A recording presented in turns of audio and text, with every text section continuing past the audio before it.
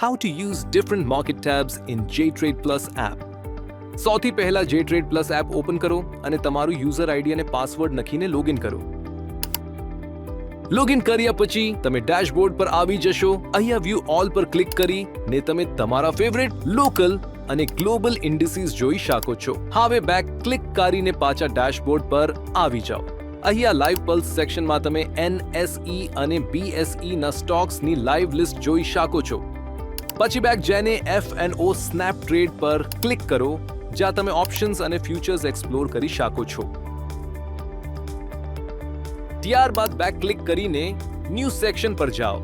અહીંયા તમને latest news અને અનાઉન્સમેન્ટ્સ જોવા મળશે. સ્ક્રોલ ડાઉન કરીને તમે ઇવેન્ટ્સ અને અપકમિંગ IPOs નું લિસ્ટ પણ જોઈ શકો છો. Explore JTrade Plus app for more.